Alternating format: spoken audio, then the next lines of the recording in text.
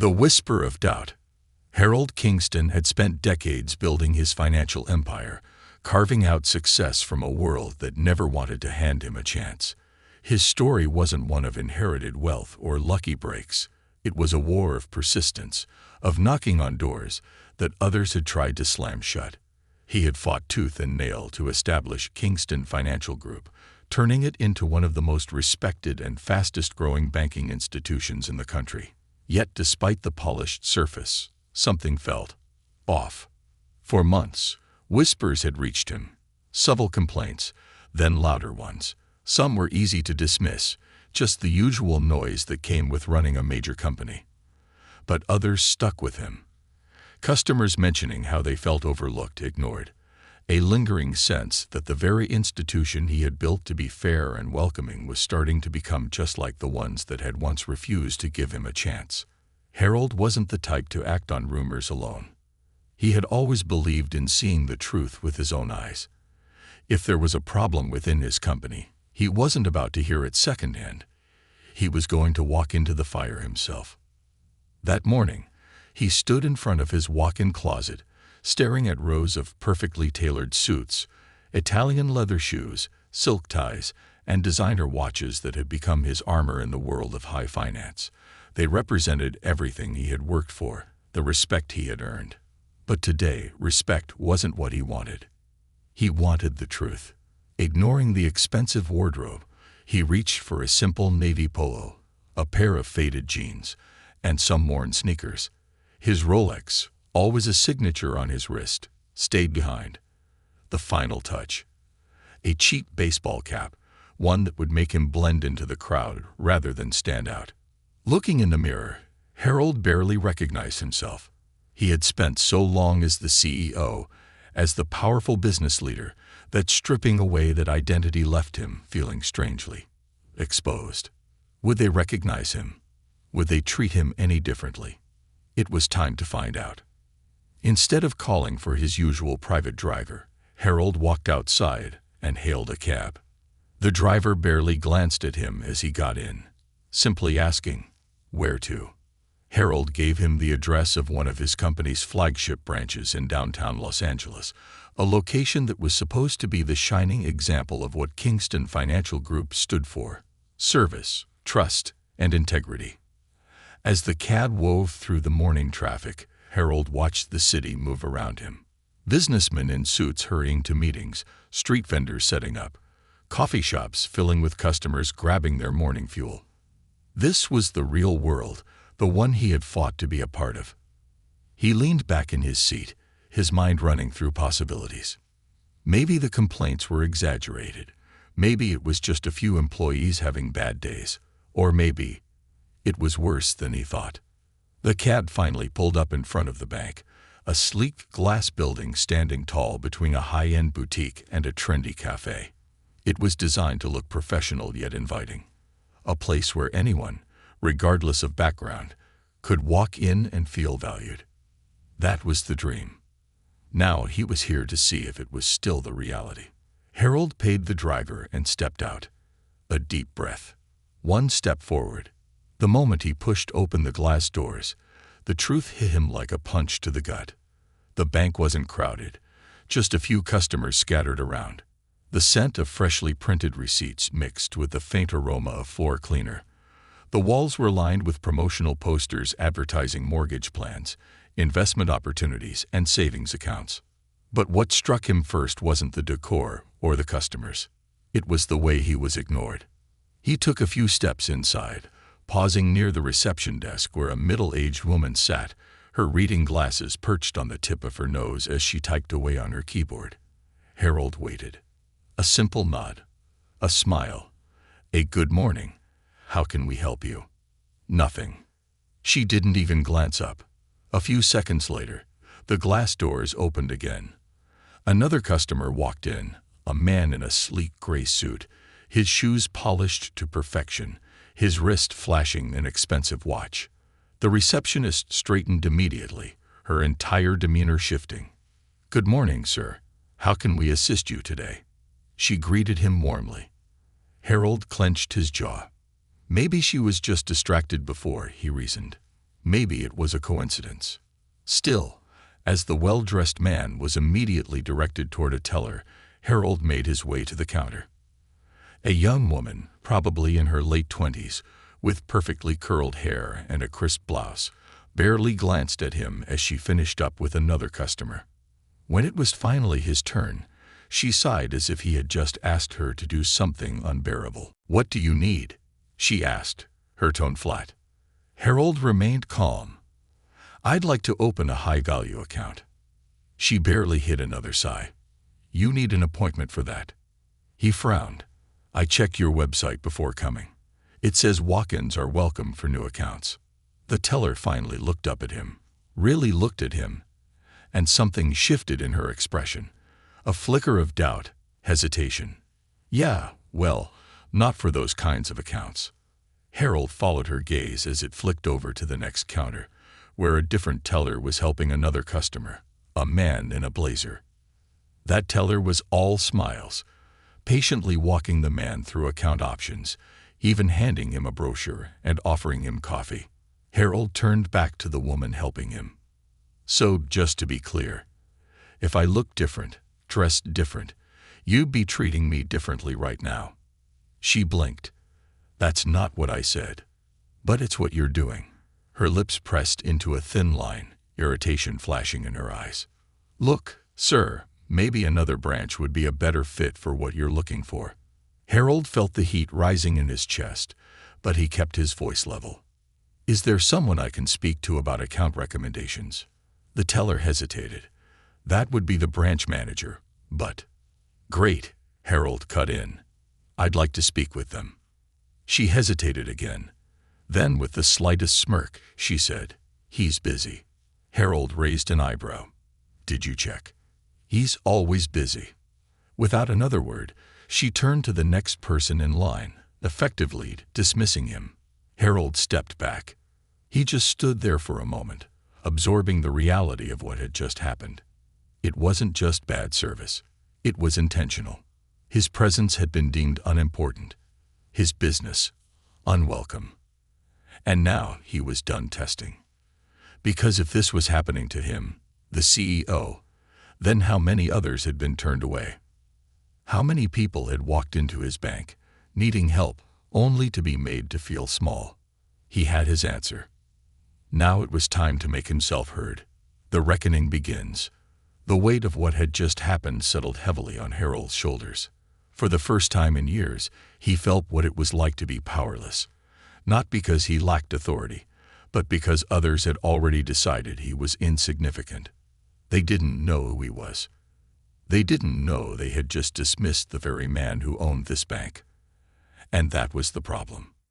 He took a slow breath, calming the fire simmering inside him. This wasn't about him. This was about every customer who had walked in with the same expectations of fair treatment, only to be subtly shut out. Harold turned, his gaze sweeping across the branch. Employees moved about, helping customers who fit the part. The well-dressed man who had arrived after him was now seated in a private room, speaking with a financial advisor. Another customer in a sleek business dress was being guided through loan options with patience and warmth.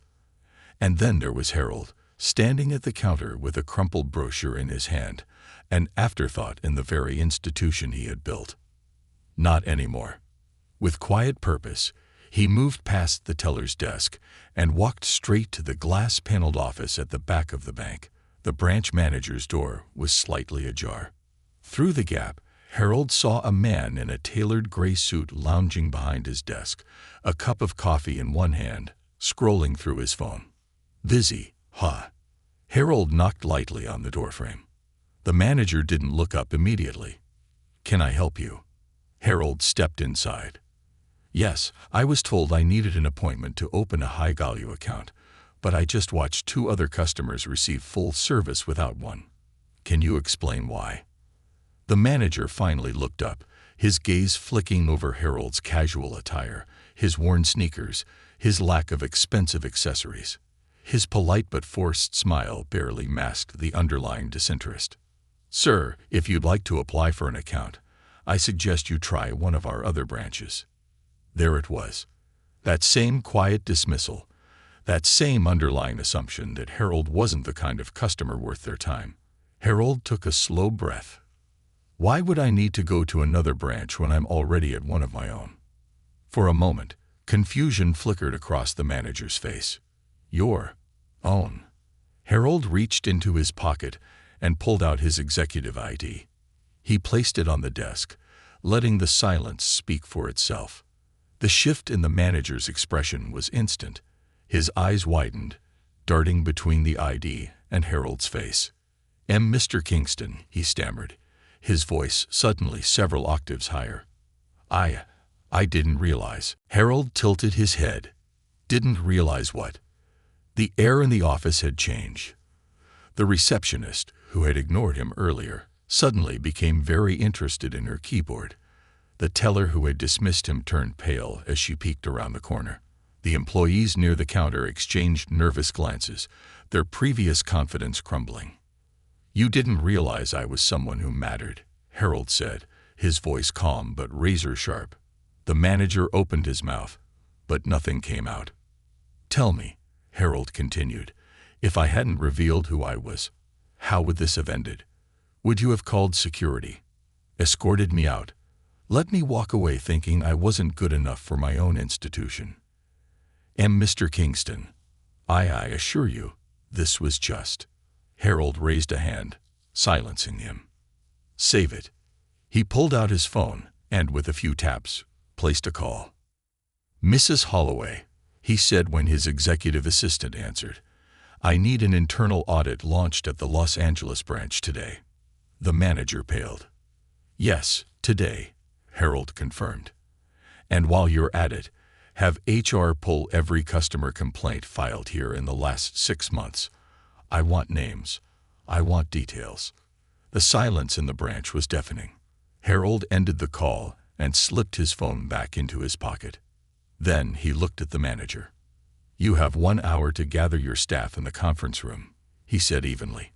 "We're going to have a conversation about what kind of bank this is, and more importantly, what kind of bank it will be moving forward." The manager swallowed hard and nodded stiffly. As Harold turned, his gaze swept over the stunned employees. The receptionist, who had barely acknowledged him earlier, now looked at him with wide, panicked eyes. The teller who had dismissed him shifted uncomfortably, realizing how badly she had just miscalculated. Harold wasn't here to humiliate them, but he was here to make sure this never happened again. 1 hour later, the conference room. The employees of the Los Angeles branch sat stiffly in the conference room, the air thick with unease. Harold stood at the head of the long table, hands resting on the polished wood. He wasn't here to yell. He wasn't here to fire people on the spot. But he was here to make sure they understood the weight of what had just happened. He let the silence stretch before speaking. "I built this institution from nothing," he began, his voice controlled, steady. "Not because I was handed an opportunity. Not because doors were held open for me. I built it because I had to fight for it." Some of the staff avoided his gaze. The manager cleared his throat but wisely stayed silent. "I know what it's like to be dismissed," Harold continued. "To be overlooked. To be made to feel like you don't belong. And the fact that it's happening inside my own bank." He shook his head. "I will not tolerate it." The weight of his words settled in the air like a storm about to break. Harold scanned the room. "I walked into this branch today as an ordinary customer," he said. "I didn't throw my name around. I didn't expect special treatment. But what I did expect, what any customer should expect, was basic respect." Silence. "What I got instead," he continued, "was excuses, dismissiveness, barriers thrown in my way for no reason other than someone deciding I wasn't worth their time." His eyes landed on the teller who had refused to help him. "Would you like to explain why you assumed I wasn't here for legitimate business?" She opened her mouth, then closed it. Her face burned red. Harold nodded. "That's the problem, isn't it?" The room was painfully still. Then he exhaled, shifting gears. "I don't run my business based on who looks the part and who doesn't," he said. "I run it on trust. on service, on making sure that when someone walks through those doors, they feel valued, not judged. He let the words hang before delivering his final statement. If you can't provide that, you don't belong here. A heavy pause. Now here's what's going to happen, Harold said. Every single one of you is undergoing new training on customer relations, and it's not going to be some quick seminar where you nod along and go back to business as usual. It's going to be real. It's going to make you uncomfortable, because that's what change feels like. The manager shifted. Sir, You'll be the first one in that training, Harold cut in smoothly. Since leadership starts at the top. The manager paled but said nothing. This isn't about punishment, Harold continued. It's about accountability. People deserve better. And from now on, that's exactly what they're going to get. His gaze swept across the room one last time, ensuring that every single person understood. Then he pulled out his phone and sent one final message, an email addressed to every branch of Kingston Financial Group. It was a statement, a promise, a warning, because from this moment forward, no one would ever walk into one of his banks and feel like they didn't belong. Not on his watch. The ripple effect. The aftermath of that meeting didn't stay confined to the four walls of the conference room. The moment Harold Kingston left the Los Angeles branch that day, the shockwave of his actions rippled through the company like wildfire. Within hours, executives, regional managers, and department heads across the country were calling each other, trying to piece together what had just happened. Whispers spread among employees, some in hushed, nervous tones, others in excited murmurs. The CEO himself had walked into one of his own branches, undercover, and had been denied service. The CEO himself had experienced firsthand what customers had been complaining about. And the CEO himself had declared a reckoning. It didn't take long for the media to catch wind of the story. By the following morning, headlines were already popping up across financial news outlets and social media. Kingston Financial CEO goes undercover, exposes discrimination in his own bank. Harold Kingston demands major overhaul after secret visit. How a billionaire CEO was treated like an outsider at his own institution. The public reaction was swift. Social media exploded with discussions. Some customers shared their own experiences, how they too had felt dismissed or overlooked at certain branches. Others praised Harold for taking direct action instead of brushing the problem under the rug like so many executives before him. Meanwhile, inside Kingston Financial Group, a storm was brewing. The boardroom showdown. The boardroom on the top floor of Kingston Tower was filled with some of the most powerful figures in the financial industry. These were men and women who had built their careers on numbers, policies, and carefully crafted public relations. They weren't used to surprises, and Harold had just delivered the biggest one yet. Seated at the head of the long mahogany table, Harold let them talk first. This is a PR nightmare, one of the board members, a gray-haired man named Robert Langston, was saying, shaking his head. We're already getting bombarded with calls from investors and clients wanting explanations. The stock took a hit this morning, another executive added. We need damage control. I disagree, came a voice from the far end of the table. All eyes turned toward Linda Raines, the firm's chief compliance officer. She was one of the few people in the room who wasn't panicking. Instead, she looked at Harold with something bordering on admiration. This isn't a crisis, Linda said. This is an opportunity. Harold exposed a weakness, yes, but instead of hiding it, he's fixing it. That kind of leadership builds trust, not destroys it. Robert scoffed. Come on, Linda, this could shake customer confidence. No, she corrected. It strengthens it. Customers don't want perfect institutions. They want honest ones. Harold had been silent until now, listening, watching. Now he leaned forward. Let me make one thing clear, he said, his voice measured.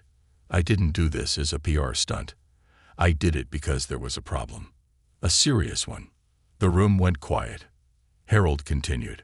For months, Complaints were dismissed as exaggerations.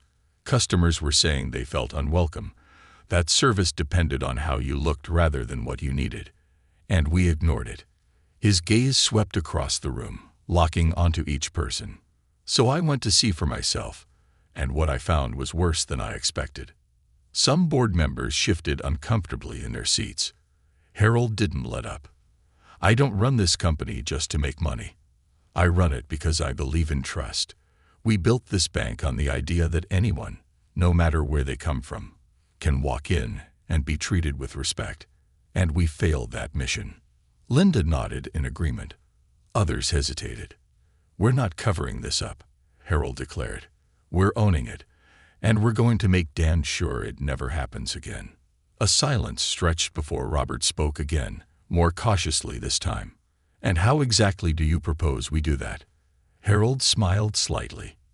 I'm glad you asked. The overhaul begins. Harold didn't waste time. By the end of the week, a full-scale operational audit was underway across every Kingston financial branch in the country. Secret shoppers were sent in, people from different racial, economic, and social backgrounds, to assess how they were treated. The results were unsettling. Patterns emerged. Well-dressed professionals, particularly those who fit the corporate mold, were greeted warmly and offered top-tier service. But customers who dressed casually, those who looked like they didn't belong, they were often given the same dismissive treatment Harold himself had experienced. It wasn't just a problem. It was systemic. Harold didn't hesitate. He implemented a mandatory customer experience program, one that every employee, from entry-level tellers to regional managers, would be required to complete. It wasn't some meaningless corporate seminar. It was real. Employees were put through role reversal exercises. Bank managers had to pose as customers and experience firsthand what it was like to be ignored. Tell staff who had been dismissive were put in the shoes of the customers they had once overlooked. For many, it was an eye-opening experience. Some were uncomfortable. Some even quit. But Harold didn't care. He wasn't here to make them comfortable. He was here to change the culture, the fallout, and the redemption. A month later, the transformation was already taking shape. Customer complaints at Kingston branches had dropped by nearly 40%. Feedback surveys showed an increase in customer satisfaction. And then came the real test. One afternoon, Harold received an email. It was from a young man named Jared Thomas, one of the bank tellers who had originally dismissed him that day in Los Angeles. The email was long, apologetic, but what stood out was the last line. I didn't realize how blind I was until you forced me to see. Jared had gone through the new training program and was now volunteering to mentor new hires. He had changed, not because he had been punished, but because he had learned. That was the victory Harold had wanted. Not firings, not PR spin. Real, lasting change. 1 year later, full circle. A year had passed since Harold had walked into that bank undercover. The world had moved on. The media had found new stories to chase. But inside Kingston Financial Group, things were different. Harold no longer needed to walk into his branches undercover. He could already see the difference in the way customers were greeted, the way employees carried themselves. The bank had become what he had always dreamed it would be. Not perfect, but better. And as he stood outside that very same Los Angeles branch, this time, wearing his usual tailored suit, he watched as a young woman in plain jeans and a hoodie stepped inside. The receptionist greeted her with a warm smile. Welcome to Kingston Financial. How can we assist you today? Harold smiled.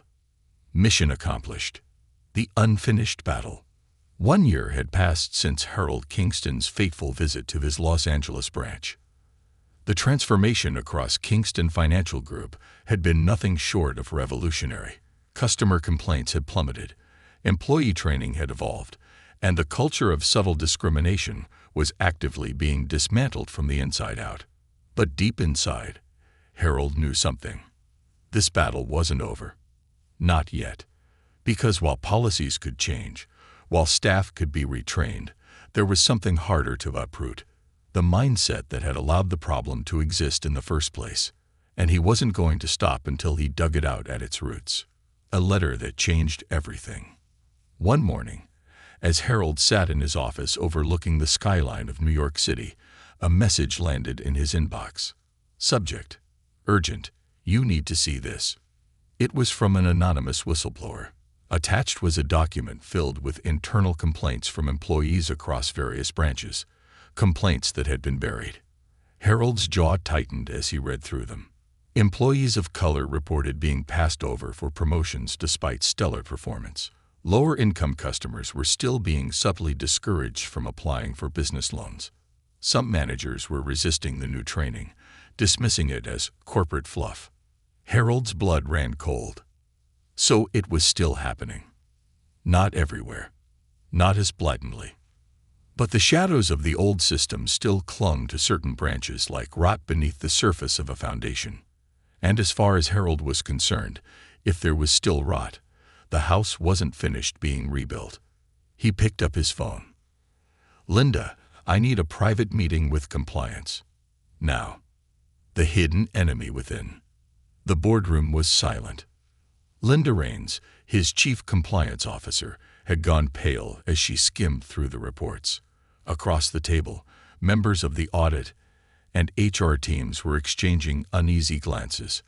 "Who the hell buried these?" Harold asked, his voice dangerously calm. A man from HR cleared his throat. "Sir, some of these complaints were flagged as internal matters, meaning they didn't require escalation unless..." "Unless what?" Harold interrupted, his eyes sharp. The man hesitated.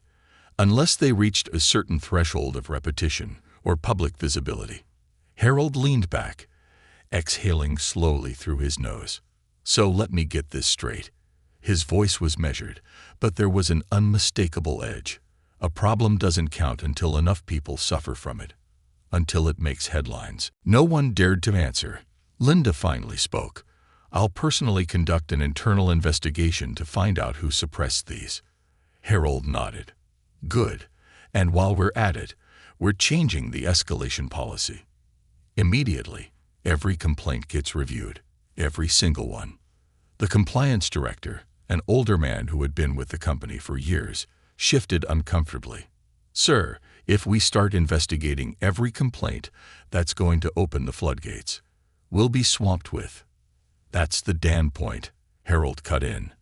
"I want the floodgates open." Silence. The compliance director cleared his throat again. "Sir, if I may speak bluntly." Harold gestured for him to continue. "We can change the policy. We can retrain staff. But you can't change human nature overnight. Bias, favoritism, these things are ingrained in people. No matter how many policies you enforce, there will always be some managers, some employees who think they can operate in the shadows." Harold didn't reply right away, because he already knew this. This wasn't just about fixing a system. It was about fixing the people within it. And that was the hardest battle of all. The next phase, unmasking the problem. That night, Harold made a decision. If some people in his company still thought they could operate in the shadows, then he was going to shine the brightest light possible. The next morning, Kingston Financial Group announced a first-of-its-kind initiative, the HRNSPARNCY project, a new open-door policy. Any employee, at any level, could directly report discrimination or unethical practices, and those reports would go straight to Harold's office. Undercover audits every quarter, not just at branches, but within HR, hiring committees, and executive teams.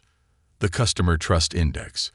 Every customer would have the option to rate their experience in real time, with data automatically compiled into a public quarterly report.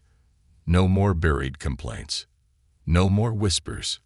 If there were people inside Kingston Financial Group who still thought they could game the system, they were about to learn the hard way. There were no more shadows to hide in. The corporate resistance. The reaction was immediate. Some employees, particularly those who had wanted change, celebrated. Branches that had already embraced the transformation welcomed the new policies with open arms. But others, some managers grumbled. Some executives whispered in their private circles, calling it an overreach. And then, the emails started coming in. Anonymous messages from higher-ups within the company. "Harold, this is getting out of hand. You're turning this into a witch hunt.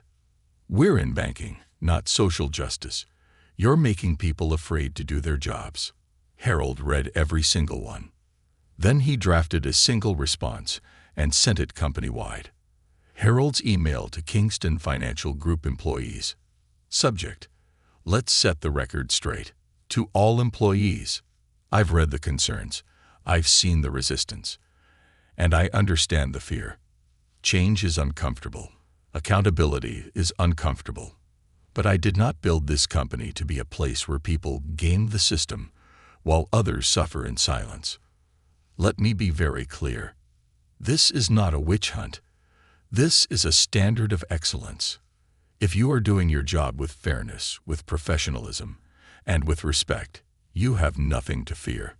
If you believe holding people accountable is a problem, then you are the problem. This company is evolving. You have two choices. Evolve with it. Leave. Because one way or another, Kingston Financial Group is becoming the bank it was always meant to be. And that is non-negotiable. Harold Kingston, CEO, Kingston Financial Group.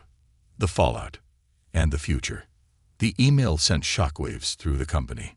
Some employees resigned immediately. Others, realizing there was no escape from the new system of transparency, begrudgingly fell in line. But something else happened, too. New reports started pouring in, not of complaints, but of employees speaking up for the first time. People who had felt powerless now had a direct line to leadership. Employees who had been overlooked were finally getting promotions. Customers who had once been ignored were now receiving world-class service. A year ago, Harold had walked into a single bank branch and uncovered a disease. Now he had turned his entire company into a cure. And as he stood in his office, looking out over the city, he knew one thing for certain. The battle was never over. But damn it, he had won this round. Enemies in the shadows. The war wasn't over. Harold Kingston had spent the last year tearing down the rot within Kingston Financial Group, exposing deep-seated biases, retraining staff, and restructuring policies to ensure fairness, trust, and transparency. But change, especially one this big, never comes without resistance. And Harold was about to find out that the enemy wasn't just within the walls of his bank.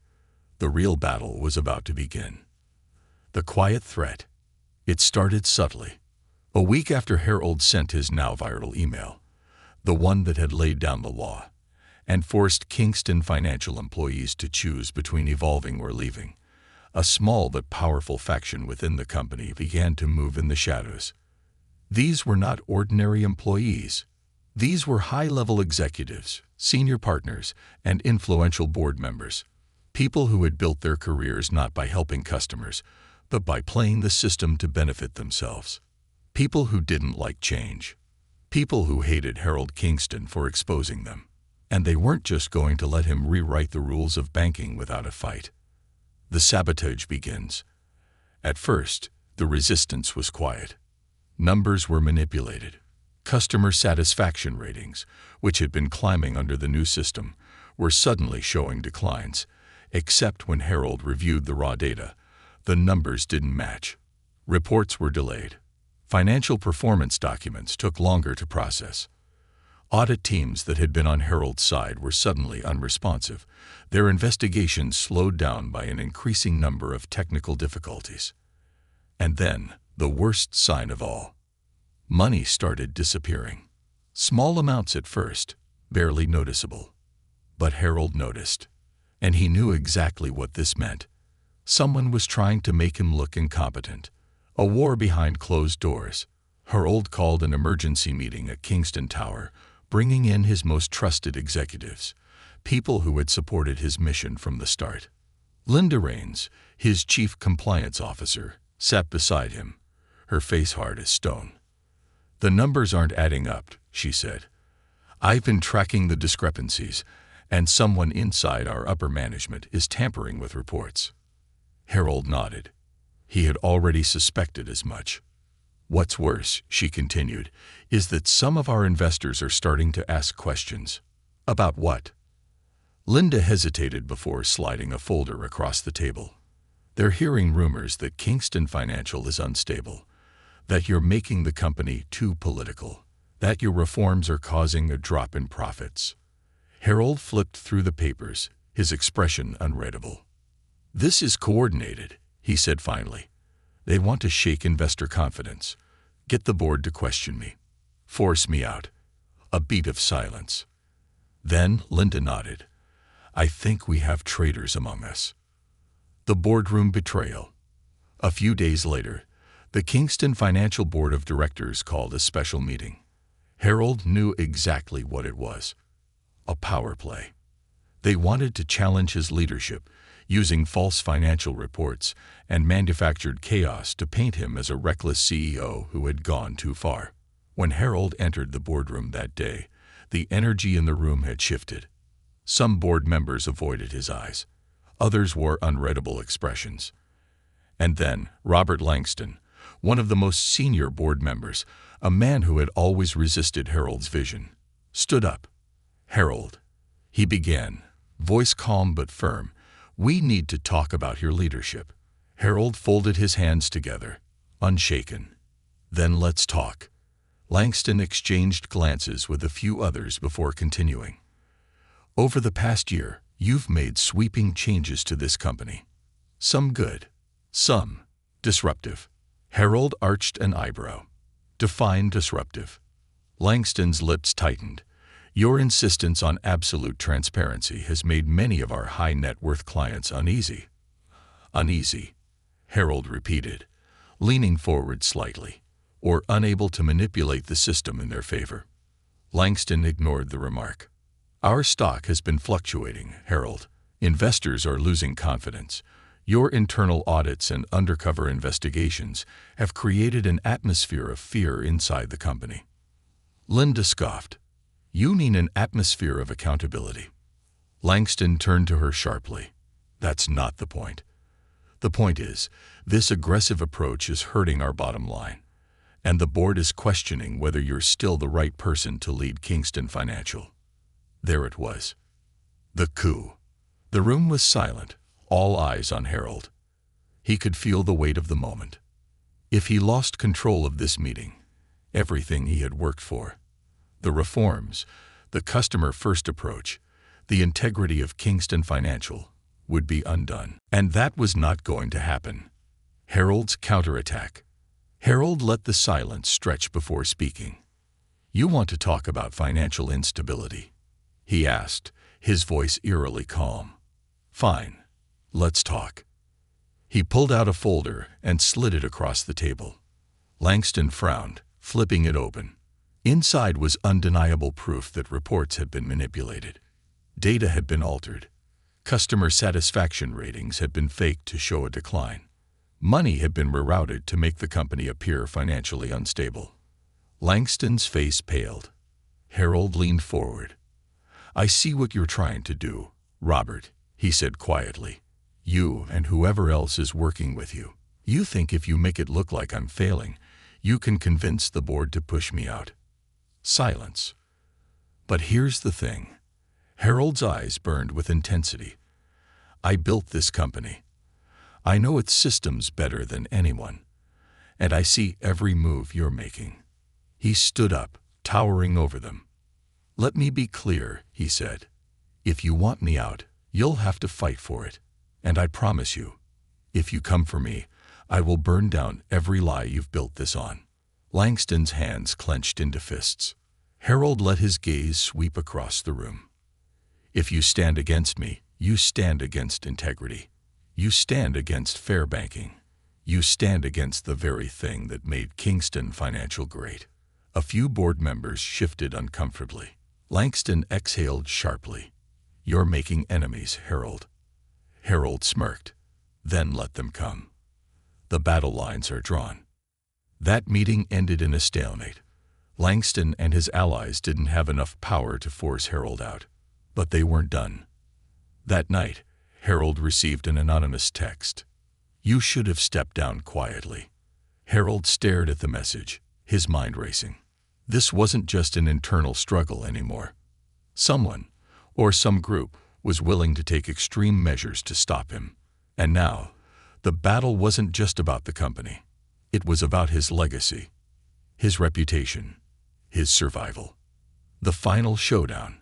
Harold Kingston had spent a lifetime fighting for his place in an industry that had never wanted him. He had built Kingston Financial Group from the ground up, shaping it into a beacon of trust, integrity, and opportunity. But now, the very institution he had given his blood, sweat, and years to was under attack. And the enemy wasn't coming from the outside. It was from within. From powerful board members who had grown comfortable manipulating the system for their own gain. From executives who saw his push for fairness and transparency as a threat. From wealthy clients who didn't like being held accountable for their practices. Harold had drawn a line in the sand. And now, they were preparing to cross it. The warning. The message had come through an anonymous number late at night. "You should have stepped down quietly." Harold stared at his phone, his jaw tightening. This wasn't just a challenge. This was a threat. Whoever was behind this wasn't just trying to push him out. They were willing to destroy him to make it happen. He exhaled slowly, setting his phone down. This wasn't the first time he had faced men who wanted to erase him. But he had never backed down before. And he wasn't about to start now. The plan to take him down. By the next morning, Harold knew something was coming. His instincts had never failed him before, and now they screamed louder than ever. Sure enough, Linda Raines, his chief compliance officer and one of his closest allies, stormed into his office, her face pale with anger. "They're going for the nuclear option." Harold looked up from his desk, eyes sharp. "Which is?" Linda threw a thick folder onto his desk. "Langston and his people are calling an emergency board vote to remove you as CEO." Harold remained silent for a moment, flipping through the documents. It was all manufactured nonsense, a fabricated financial crisis, numbers deliberately altered to make it appear as if his leadership had hurt the company's bottom line. Complaints from anonymous sources claiming that his internal reforms had caused instability among employees and investors. A press leak planting the idea that Kingston Financial was on the verge of collapse, unless new leadership took over. Harold exhaled through his nose. "They're trying to paint me as reckless," he murmured. Linda nodded. "And they're good at it. They got major investors scared. Stock prices are dipping, and media outlets are already starting to run with the narrative that Kingston Financial is in turmoil." Harold leaned back in his chair, his mind racing. If they succeeded in swaying the board, they could force a vote of no confidence. If the vote passed, he would be stripped of his position. Kingston Financial would fall back into the hands of the very people who had turned it into a discriminatory institution in the first place. Everything he had fought for, gone. Unless he stopped them. Harold's counterattack. "I need leverage," Harold said. Linda blinked. "What?" Harold stood, his mind working 10 steps ahead. "Langston and his allies are playing dirty. That means they have something to hide. And I'm going to find it." Linda hesitated, then nodded. "I'll start digging," she said. "No," Harold corrected. "We'll start digging." The hunt for the truth. Harold knew the game. Langston and the other board members trying to take him down weren't just acting out of principle. They were protecting something. It didn't take long to find out what. Using his personal network of investigative analysts, Harold uncovered shocking financial discrepancies buried deep within Kingston Financial's records. Millions of dollars had been moved through shadow accounts, funds that had been deliberately hidden from shareholders. And the most damning piece: the money had been funneled into private accounts owned by Langston and his allies. It was embezzlement. At a massive scale. And Harold had the proof. The boardroom showdown. The vote to remove him. The emergency board meeting was held in the largest conference room at Kingston Tower. The entire board of directors was present. So were major shareholders and senior executives. Harold entered the room calm, collected, but carrying a storm within him. Langston stood at the head of the room, his expression confident, his supporters seated beside him. "Mr. Kingston," Langston began smoothly, "this meeting has been called to address your reckless leadership and the decline in investor confidence. Given the current situation, we are moving forward with a vote of no confidence in your ability to lead this company." Murmurs spread through the room. Harold didn't flinch. Instead, he reached into his briefcase and pulled out a stack of documents. "Before we vote," he said, his voice steady, "I think the board should see something." He tossed the files onto the table. Langston frowned as he flipped open the first document. And then, his face drained of color, because staring back at him were detailed records of his embezzlement scheme. Gasps filled the room as other board members scanned the documents, their expressions shifting from confusion to horror. Harold leaned forward, voice calm but lethal. "You thought you could force me out," he said quietly. "You thought you could bury the truth." His eyes locked onto Langston's. "But the only thing getting buried today is your career." Langston's hands trembled. This is a misunderstanding." "No," Harold cut him off. "This is fraud. And in about 15 minutes, it's also going to be a criminal investigation." As if on cue, the doors to the boardroom swung open. 2 federal agents walked in, badges displayed. "Mr. Langston," one of them said, "we need you to come with us." Langston turned ghostly pale.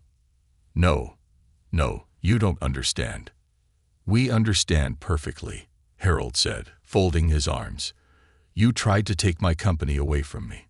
Instead, I'm taking your freedom." As Langston was led out in handcuffs, the boardroom sat in stunned silence. Harold turned back to the rest of them. "I built this company to be better than the corrupt institutions that dominate this industry," he said, "and I will never let it become a place where greed and dishonesty thrive." He paused. "If anyone else has a problem with that, there's the door." No one moved. The board meeting ended without a vote. Harold Kingston had won.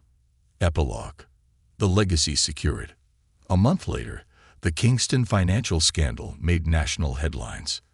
Langston and several other corrupt executives were arrested, charged with embezzlement, fraud, and conspiracy. Harold, on the other hand, his reputation skyrocketed. He wasn't just a CEO anymore.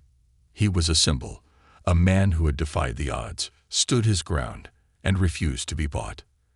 And as he stood in his office, looking down at the city below, he knew one thing. This was never just about banking. This was about changing the game itself. And now, the game belonged to him. The king reclaims his throne. The moment Robert Langston was led out in handcuffs, the air in the boardroom changed. The people who had conspired against Harold weren't just shocked. They were afraid. Because if Langston had fallen, that meant Harold Kingston was untouchable. For a long moment, no one spoke. Harold leaned back in his chair, surveying the room. The very same board members who had plotted against him couldn't even meet his eyes anymore. The ones who had stayed silent, who had been too afraid to choose a side, were now waiting, watching to see what their king would do next.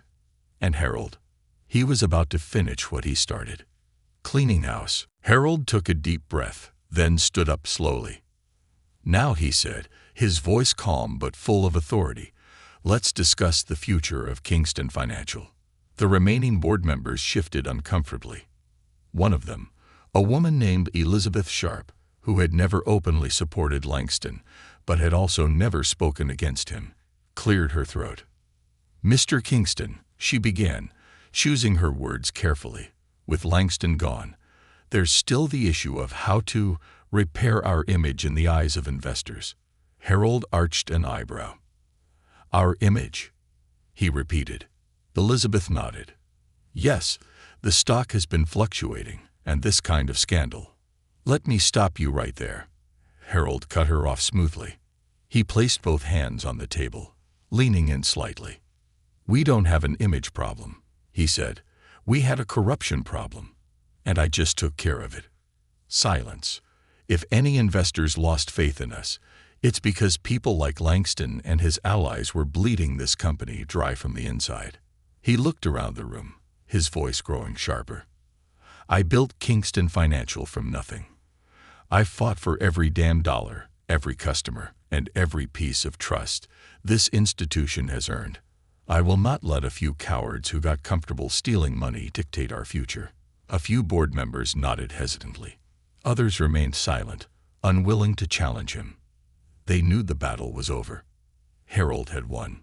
Final moves, eliminating the last threats. That afternoon, Harold made several decisive moves. Immediate terminations. Every board member and senior executive who had aided Langston, whether actively or passively, was fired on the spot. Public statement. Harold personally released a statement to the media, exposing the corruption inside Kingston Financial while reaffirming the company's commitment to integrity and transparency. Stock rebound strategy. He called a meeting with key investors, not to beg, but to lay out a clear plan. Full financial audits to ensure accountability. New policies preventing executive fraud. A public customer-first initiative to restore trust. Staff promotions. Harold rewarded loyal, hard-working employees, people who had stood by the company during the turmoil. New leadership was put in place, leaders who shared Harold's vision. The final test. 2 weeks later, Kingston Financial stock began to climb again. Investors, once nervous, started pouring money back in. Customers, initially skeptical, began to trust the institution once more. And Harold, he wasn't just CEO anymore. He was legendary. The man who had gone undercover. The man who had taken on the system. And won. But just when he thought things were settling down, another message arrived. It was slipped into an envelope and placed on his desk. No sender, no name, just one single sentence written in sharp, deliberate handwriting. "You may have won this round, but you have made powerful enemies." Harold read the note twice. Then a slow smile spread across his face. Because he wasn't afraid of powerful enemies. He had been fighting them his whole life. And if they wanted to come for him, they'd better be ready for war. Epilogue. The man who changed everything. A year later, Kingston Financial was stronger than ever. Customer satisfaction hit record highs. Employee morale soared. The bank became a national symbol of ethical business practices, something unheard of in the industry. As for Harold Kingston, he had turned his name into something greater than just a CEO title. He had become a force, a man who had defied the odds, exposed the corrupt, and proved that real change was possible, even in an industry built on greed. He stood on the balcony of Kingston Tower, looking over the city, knowing one thing for certain: the fight was never over. But he was always ready, because the king never backs down.